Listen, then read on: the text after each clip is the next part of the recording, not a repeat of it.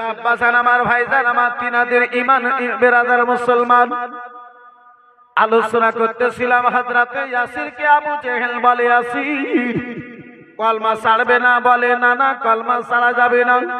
বলে ইয়াসির আঘাত করা হবে, কষ্ট করা হবে, জালা জুলুম করা হবে। হযরতে আমির হযরতে ইয়াসির রাদিয়াল্লাহু তাআলা আনহু আব্বাজান আমার ফিরে এলেন একখানা ময়দানে। আব্বাজি মক্কা নগরের আপনার সকল লোকজনদেরকে জমা করা হলো। ওই আবু জেহেলদের মন্তব্য ছিল বাবা, ইসলামের শত্রুদের মন্তব্য ছিল গো এই জালা জুলুম অত্যাচার জানো হল। আপনার কি বলে সাহাবায়ে কেরামদেরকে যদি দেখিয়ে করা হয়, এই কাফিরদেরকে দেখে সাহাবায়ে কেরামদেরকে যদি জুলুম করা হয়, আর কেউ যেন কলমা পড়বে না, আর যেন কেউ কলমা পড়বে না। কিন্তু জানে না নবীর দিওয়ানা জান দিতে পারে কিন্তু ঈমান দিতে পারে না। বেরাদার মুসলমান বাবা জীবন ভাইরা আমার, ও আমার সোনা মানিকেরা শুনে যাও রাত্রির বেলা বাবা। তাই তো বাবা কোন আশিক রাসূল বলে কে ঝিলমিলি ঝিলমিলি করে আকাশের ওই তারা, আকাশের ওই তারা ঝিলমিল ঝিলমিল করে আকাশের ওই তারা, আকাশের ওই তারা পার করো গো প্রিয় নবীজি, পার করো গো প্রিয় নবীজি আমিনারি দুলারা। সুবহানাল্লাহ, আর একটু জোরে বলা যাবে সুবহানাল্লাহ। ঝিলমিল ঝিলমিল করে আকাশের ওই তারা, আকাশের ওই তারা মাকার কাফির বলে ঈমান ছেড়ে দাও, ঈমান ছেড়ে দাও। বলে সাহাবীগণেরা ছাড়বো না ঈমান জানে নিয়ে নাও, জানে নিয়ে নাও। যে বাদ মরণে, বাদ মরণে কলেমা পড়িবে রক্তের এক এক ধারা। কে ঝিলমিল ঝিলমিল করে আকাশের ওই তারা, আকাশের ওই তারা। আলোচনা করতেছিলাম বাবজি আমার, বন্ধু আমার, বেরাদার মুসলমান বাবা জীবন ভাইরা আমার, সকল মক্কার কাফিরদেরকে আব্বাজি একখানা ময়দানে জমা করানো হলো। হযরতে আম্মারকে ডাকা হলো, হযরতে ইয়াসিরকে ডাকা হলো, আম্মা জননী হযরতে সুমাইয়াকে যেন ডাকা হলো। বন্ধু আমার, বেরাদার মুসলমান বাবা জীবন ভাইরা আমার, এ মুসলমান সুমাইয়াকে আব্বাজি আমার ডাকা হয়েছে। বন্ধু আমার, বেরাদার ইসলাম মুসলমান সকল মক্কার কাফির করে আব্বাজান আমার বেরাদার, আপনার কি বলে বেরাদার চতুর্দিকে দাঁড়িয়ে রয়েছে ওই আবু জেহেল, মক্কার কাফির আবু জেহেল আব্বাজি আপনার কি বলে হযরতে আম্মারের দিকে আগে বেড়েছে। আম্মার দেখো দেখো গো, ও গো আম্মার চোখ খুলে দেখে নাও। ও আম্মার, তোমার চোখের সামনে তোমার বাবা হাতে পায়ে দড়ি দিয়ে ওই খেজুর গাছে বাঁধা রয়েছে, অপরদিকে তোমার মা জননী হাতে পায়ে দড়ি দিয়ে ওই খেজুর গাছে বাঁধা রয়েছে। ও আম্মার গো, বলো বলো নবীর কলমা ছাড়বে ছাড়বে না? ও গো আম্মা, যদি নবীর কলমা না ছাড়ো তোমার সামনে তোমার বাবারে জবাই করে দেওয়া হবে, তোমার সামনে তোমার মায়ের জবাই করে দেওয়া হবে। হযরতে আম্মা আমার বেরাদার মুসলমান বাবা জীবন ভাইরে আমার, চিন্তায় চিন্তিত এই একদিকে যেন নবীর মহাব্বত, অপরদিকে যেন রাসূলুল্লাহর, একদিকে নবীর মহাব্বত, অপরদিকে যেন বাবার মহাব্বত, একদিকে রাসূলুল্লাহর প্রেম ভালোবাসা, অপরদিকে বেরাদার মুসলমান বাবা জীবন ভাইরা আমার আম্মা জননীর ভালোবাসা, বেরাদার অন্তরে রাসূলুল্লাহর আপনার হাদিস কানা যেন বাবা জীবন ভাইয়ের আমার বেশি উঠলো লা ইউমিনু আহাদুকুম হাত্তা কুনা আহাব্বা ইলাইহি ইলাল আখিরি। রাদার মুসলমান বাবা জীবন ভাইরা আমার আমার যেন ফয়সালা করলো ততক্ষণ পর্যন্ত কেউ পূর্ণ মুমিন মুসলমান হতে পারে না। মা বাবা ছেলে মেয়ে সারা জগৎ চাইতে এই বিরাদার মা বাবা চাইতে বেশি সারা দুনিয়া চাইতে বেশি নবীর সঙ্গে মোহাব্বত করতে পারলো না।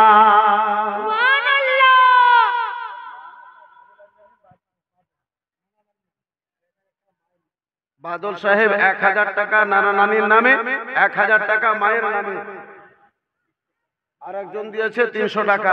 মাশাআল্লাহ, আলহামদুলিল্লাহ, জাযাকাল্লাহ, সুবহানাল্লাহ। বন্ধু আমার বিরাদারিন ইসলাম মুআসসাস সামনে কিরাম, এই বাবা জীবন ভাইরা আমার, এই বিরাদার মুসলমান হযরতে আম্মার তলোয়ারের সামনে একদিকে আবু জেহেলের তলোয়ার, অপরদিকে বন্ধু আমার বিরাদার মুসলমান এই বাপজি আমার মা বাবার রক্ত। আম্মার চিন্তায় চিন্তিত, কিন্তু ঈমান শব্দ দিয়ে উঠলো। এই বিরাদার মুসলমান আজকে আমরা নবীকে কতটুকু মহব্বত করি, বাপজি আমার মুস্তাফাকে আমরা কতটুকু প্রেম করি। এই বন্ধু আমার বিরাদার মুসলমান, এই বাপজি আমার ঈমান কাকে বলে? হযরতে উমর ফারুক আযম রাদিয়াল্লাহু তাআলা আনহু আমার রাসূলুল্লাহর নিকটে উমর কে আমার নবী মুস্তাফা জিজ্ঞাসা করেন, উমর বলো বলো উমর গো, আমারে কতটুকু তুমি ভালোবাসো? উমর বলে, ইয়া রাসূলুল্লাহ, ইয়া হাবিবাল্লাহ, মা বাবার পরে পরে আমি আপনার স্থান দিয়েছি, মা বাবার পরে পরে যেন আপনারে ভালোবাসি। নবী আমার বলেন, উমর এখনো তোমার ঈমান খানা হয় না। সুবহানাল্লাহ। এই বিরাদারিন ইসলাম মুআসসাস সামনে কিরাম, এই বাবা জীবন ভাইরা আমার, এই বন্ধু আমার হযরতে উমর ফারুক আযম বলে, ইয়া রাসূলুল্লাহ, ইয়া হাবিবাল্লাহ আলাইহিস সালাম, নবী গো, ইয়া নবী আল্লাহ, মা বাবার পরে পরে আপনারে ভালোবাসি। নবী বলেন, উমর ঈমান তোমার এখন পূর্ণ হয় নাই। নবী দু জাহান সাল্লাল্লাহু তাআলা আলাইহি ওয়াসাল্লাম একটিবার হযরতে উমর ফারুক আযমের বুকে হাতখানা রেখেছে। হাতখানা টানা পরে নবী আমার জিজ্ঞাসা করেন, উমর, ও উমর গো, বলো বলো উমর, এবারে কতটুকু তুমি আমারে যেন ভালোবাসো? উমর হযরতে উমর ফারুক আযম রাদিয়াল্লাহু তাআলা আনহু বলেন, ইয়া রাসূলুল্লাহ আলাইহিস সালাম, নবী গো, ইয়া রাসূলুল্লাহ, সারা দুনিয়ায় মা বাবা সারা দুনিয়ায় সবচাইতে বেশি আমি আপনারে যেন ভালোবাসি। হযরতে নবী দু জাহান বলেন, উমর এবার তোমার ঈমান যেন পরিপূর্ণ হয়েছে। ও মুসলমান, ও বাবা জীবন ভাইরা আমার, বন্ধুগণ আমার, আমরা কতটুকু সেই নবীকে ভালোবাসি আব্বাজি? আমরা কতটুকু আব্বাজান আমার মুস্তাফাকে ভালোবাসি? আব্বাজান আমার, ভাইজান আমার, হযরতে আম্মার রাদিয়াল্লাহু তাআলা আনহুর আলোচনা আমি করতেছিলাম। মক্কার জমি গো, আবু জেহেলের একদিকে তলোয়ার খানা, মা বাবার হাতে দড়ি, এ বিরাদার মুসলমান আম্মার হাতে পায়ে দড়ি, খেজুরের গাছের সঙ্গে বেঁধে রেখেছে আবু জেহেল। বিরাদার মুসলমান নিষ্ঠুর পাপী কাফির আবু জেহেল, এই মুসলমান গলগলা কাফির, আপনার গলগলা পাকা কাফির আবু জেহেলের হাতে তলোয়ার। ওই আবু জেহেল যারে ইচ্ছা করে মক্কা নগরে আব্বাসী কাতাল করে দেয়, যারে ইচ্ছা করে বিরাদার মুসলমান, ও বাবা জীবন ভাইরা আমার, তারে ছেড়ে দেয়। ওই আবু জেহেল বন্ধু আমার বিরাদার মুসলমান বাবা জীবন ভাইরা আমার, তলোয়ার নিয়ে আম্মারের সামনে দাঁড়ায়া রয়েছে। আবু জেহেল বলে, আম্মার বলো বলো, এবার কলমা ছাড়বে ছাড়বে না? হযরতে আম্মার বিরাদার মুসলমান বাবা জীবন ভাইরা আমার বলেছিলেন, আবু জেহেল, মা বাবা নিজেকে কুরবান হয়ে যেতে পারি, কিন্তু নবীর কলমা খানা সাথে পারি না।